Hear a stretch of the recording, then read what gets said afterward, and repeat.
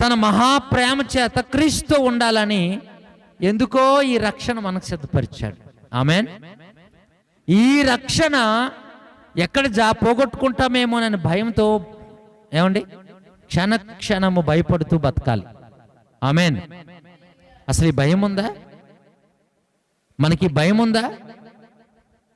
ఎంత దినాల్లో, అపాయకరమైన దినాల్లో ఇట్టి భయము మన జీవితాల్లో లేకపోతే దేవుని సన్నిధానంలో ప్రియమైన వారిగా, దేవునికి ఇష్టలుగా జీవించలేం. ప్రియులారా, దేవుని యొక్క వాక్యంలో దేవుడు మనకిచ్చిన రక్షణలో ఏవేవైతే ఇమిడి ఉన్నాయో, ఈ రక్షణలో ఏ సంతోషం, ఏ సమాధానం, ఏటి ఆశీర్వాదాలు ఇమిడి ఉన్నాయి.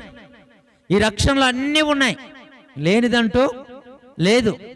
దేవుడు మనకి రక్షణ ఇచ్చి ఈ సృష్టిలో ఒక ప్రత్యేకమైన వారిగా చేసేసి, పరిశుద్ధులుగా చేసి, నీతిమంతులుగా చేసి, నీతిమంతుల కొరకు సిద్ధపరిచిన ప్రతి ఆశీర్వాదం పొందుకోవాలని దేవుడు మనల్ని సిద్ధపరిచేశాడు. ఆమేన్. ఈ రక్షణ ప్యాకేజీలో దేవుడు ఏమేమైతే పెట్టాడో అవన్నీ పొందుకుందుముగాక. దేవుడు వాటన్నిటి కొరకు మనల్ని ఆ రక్షణ సిద్ధపరిచి వీటన్నిటిని మనకు దేవుడు ఇచ్చాడు. కాబట్టి జాగ్రత్తగా బ్రతకాలండి. ఇప్పుడు రోగి ఉంటాడండి, తన రోగం పోవటానికి ఏం చేస్తాడు? వైద్యుడి దగ్గరికి వెళ్తాడు, ఒక వైద్యుడిని పెట్టుకుంటాడు, ఒక వైద్యుని దగ్గర మెడిసిన్ వాడుతూ ఉంటాడు. ఆ వైద్యుని దగ్గరికి వెళ్ళినప్పుడు అంతా ప్రతిదానికి సంప్రదిస్తాడు. ఏమని?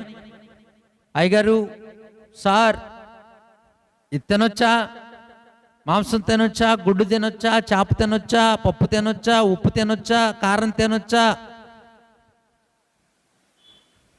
సంప్రదిస్తాడా? సంప్రదించడండి. అవును. ఎందుకంటే తన ఆరోగ్యాన్ని కాపాడుకోవటానికి జాగ్రత్తగా జాగ్రత్తగా.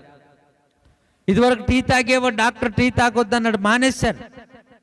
ఆ రోగి డాక్టర్ గారిని ఎలాగైతే సంప్రదిస్తాడో, ఏ పూట ఏ మందులు వేసుకోవాలో అవన్నీ ఎలాగైతే చేస్తాడో, మన రక్షణ కూడా వాక్యం ఎప్పుడు కావాలి, ప్రార్థన ఎప్పుడు చేసుకోవాలి, ఎప్పుడు స్తుతులు చెల్లించాలి, ఎప్పుడు దేవుని దగ్గరికి మోకరించాలి, ఎప్పుడు ఆత్మీయ ఆహారం తింటా ఉండాలి. ఇవన్నీ చాలా జాగ్రత్తగా ఒక రోగి డాక్టర్ను సంప్రదించి తన రోగాన్ని అదుపులో పెట్టుకొని పిల్లరా తన ఆరోగ్యవంతుడుగా ఉండునట్లుగా మనము కూడా ఎల్లప్పుడూ కూడా స్తోత్రం హల్లెలూయా ఆత్మీయ విషయంలో మనము యేసుని సంప్రదిస్తూ యేసుతో ఉందుముగాక.